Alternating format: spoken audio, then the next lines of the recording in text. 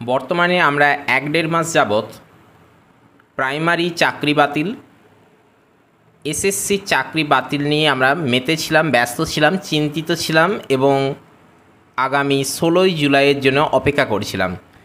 কিন্তু তার মধ্যেই কিন্তু একদম স্বাদ পাল্টাতে আপনাদের চিন্তাভাবনা, সমস্ত কিছুর দিক থেকে আপনাদের চিন্তাভাবনা এবং আপনাদের যা বলবেন তাই সবেরই স্বাদ পাল্টাতে কিন্তু নতুন একটা বাতিলের আপডেট এসেছে।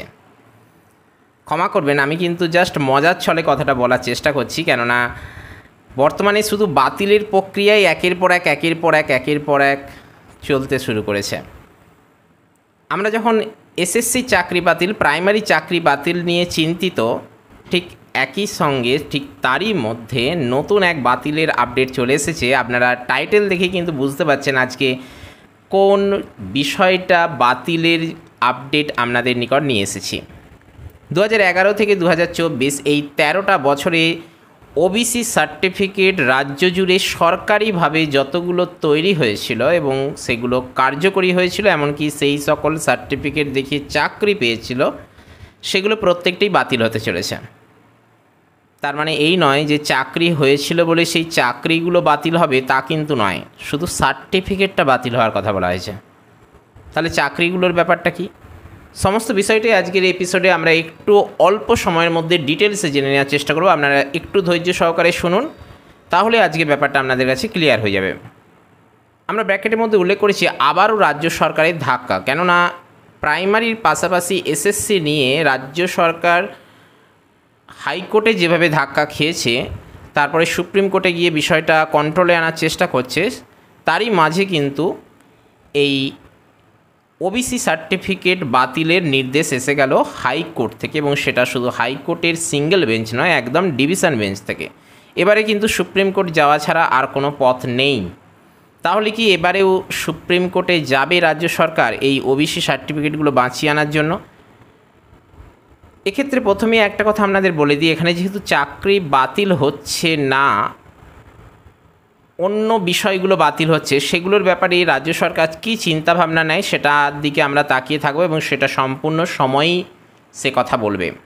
আজকের এপিসোডে আমরা এই বিষয়টার উপরেই মেনলি ফোকাস করার চেষ্টা করব এবং সেই সঙ্গে যে সকল তথ্যগুলো আমরা জানবো সেগুলো হলো বাতিল হতে চলেছে প্রায় 5 লক্ষ ওবিসি সার্টিফিকেট। 5 লক্ষ সংখ্যাটা কিন্তু কম নয়, আমরা 25,000 নিয়েই কিন্তু হতবাক হয়ে গিয়েছিলাম।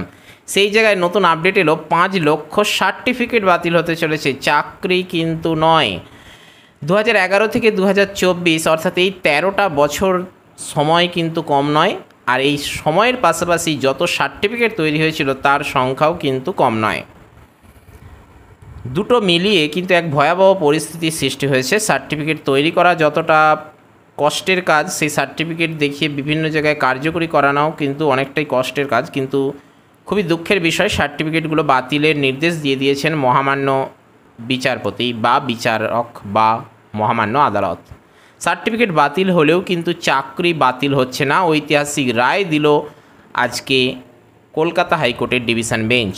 দীর্ঘ 14 বছর পর এই রায় ঘোষণা হয়েছে। দীর্ঘ 14 বছর ধরে কিন্তু, অর্থাৎ 2010 সাল থেকে এই মামলা চলে আসছে এবং দীর্ঘ লড়াই শেষে আজ ঐতিহাসিক রায় দিল কলকাতা হাইকোর্টের ডিভিশন বেঞ্চ।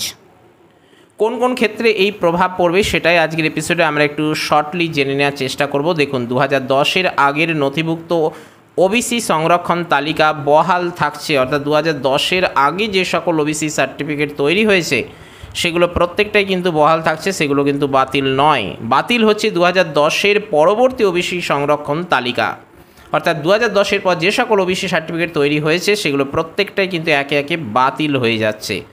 এই রায় ঘোষণা করেছে হাইকোর্টের ডিভিশন বেঞ্চ। এরপরে কিন্তু তাহলে যদি হাইকোর্টকে চ্যালেঞ্জ করতে হয়, এই রায়কে চ্যালেঞ্জ করতে হয়, তাহলে কিন্তু সুপ্রিম কোর্ট যাওয়া ছাড়া আর কোনো পথ নেই। তবে এবারেও রাজ্য সরকার সুপ্রিম কোর্টে যাওয়ার ব্যাপারে কোনো চিন্তাভাবনা করছে কিনা, সে ব্যাপারে এগোচ্ছে কিনা সেটা সময় বলে দেবে, সেদিকে আমরা তাকিয়ে থাকবো। আগামী আপডেট এলে তাও আপনাদের জানাবো। অবশ্যই আপনারা ভিডিওটি লাইক করার পাশাপাশি চ্যানেলটিকে সাবস্ক্রাইব করে রাখতে পারেন। ওবিসি সার্টিফিকেট দেখিয়ে যারা চাকরি পেয়েছে তাদের চাকরি কিন্তু বাতিল হচ্ছে না, এটা একটা খুব ভালো কথা। পাশাপাশি দুঃখের বিষয় তাদের জন্য, বাকি যাদের সার্টিফিকেট বাতিল হচ্ছে। তবে খুব ভালো নয়, কেননা চাকরি পাওয়ার পর তিনি যদি পদোন্নতির জন্য এই সার্টিফিকেট দেখিয়ে অ্যাপ্লাই করেন তাহলে তিনি এই সুযোগ আর পাচ্ছেন না। 2011 পর যারা ওবিসি সার্টিফিকেট দেখিয়ে চাকরি পেয়েছে তাদেরও চাকরি যাচ্ছে না। ওবিসি সার্টিফিকেট দেখিয়ে যারা বর্তমানে কোনো নিয়োগ প্রক্রিয়ার মধ্যে রয়েছে, অর্থাৎ পরীক্ষা দিয়েছিলেন, পাস করে গেছে, ইন্টারভিউ দেওয়া হয়ে গেছে, এবার শুধু প্যানেল বা কাউন্সেলিংয়ের জন্য ডাকার বাকি বা কারো কাউন্সেলিং চলছে, এই রকম পর্যায়ে যদি কোনো ক্যান্ডিডেট থাকেন যিনি 2011 পর বা 2010 পর ওবিসি সার্টিফিকেট তৈরি করেছেন এবং সেই ওবিসি সার্টিফিকেট দেখিয়ে এই নিয়োগ প্রক্রিয়ার মধ্যে রয়েছেন, তারও কিন্তু চাকরি হয়ে যাবে, বাতিল হবে না। অর্থাৎ তার ওবিসি সার্টিফিকেট সেক্ষেত্রে কার্যকরী হবে। নতুন করে ওবিসি সার্টিফিকেট তৈরি করা যাবে না। তাহলে কাদের সার্টিফিকেট বাতিল হলো? যারা বর্তমানে কোনো চাকরি পাননি, চাকরির জন্য প্রিপারেশান নিচ্ছেন, চাকরির জন্য অধীর আগ্রহে অপেক্ষা করছেন, চাকরির জন্য চাতক পাখির মতো ধুক ধুক করছেন, তাদের কিন্তু নতুন করে সমস্যার সৃষ্টি হলো, তাদের কিন্তু দিশেহারাময় পরিস্থিতির সৃষ্টি হলো, কেননা ওবিসি সার্টিফিকেট বাতিল হয়ে গেছে। এক চাকরি পায়নি, তার উপরে এই ওবিসি সার্টিফিকেট আদালতের নির্দেশে বাতিল, কেননা এই সকল সার্টিফিকেট তৈরি করা হয়েছে নিয়ম বহির্ভূতভাবে, নিয়ম না মেনে। তাই নতুন করে আর ওবিসি সার্টিফিকেট দেওয়া হবে না, এমনটাই নির্দেশ মহামান্য হাইকোর্টের ডিভিশন বেঞ্চের। তাহলে নতুন করে ওবিসি সার্টিফিকেট দেখিয়ে আর চাকরিও হচ্ছে না, তাহলে ওবিসি সার্টিফিকেট কি আর নতুন করে তৈরি হবে না?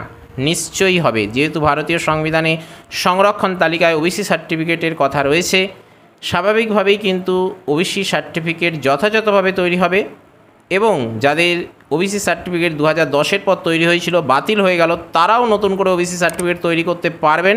তবে সেই নিয়মটা মানতে হবে West Bengal backward class commission act 1993 অনুযায়ী। অর্থাৎ 1993 ওয়েস্ট বেঙ্গল ব্যাকওয়ার্ড ক্লাস কমিশনে নতুন ওবিসি সার্টিফিকেট তৈরির যে নিয়মাবলী রয়েছে, সেই নিয়মাবলী মেনে কিন্তু রাজ্য সরকারকে ওবিসি সার্টিফিকেট তৈরি করতে হবে। সেই নিয়ম মেনে 2010 পরে যারা ওবিসি সার্টিফিকেট তৈরি করেছিলেন তাদেরকে পুনরায় এই নিয়ম মেনেই তৈরি করতে হবে। বিষয়টা আশা করি ক্লিয়ার করতে পারছি। মোট কথা এটাই, যারা চাকরি পাননি তাদের ওবিসি সার্টিফিকেট যেটা হাতে আছে সেটা বাতিল হয়ে গেল, তাদেরকে নতুন করে ওবিসি সার্টিফিকেট তৈরি করতে হবে West Bengal backward class commission act 1993 অনুযায়ী।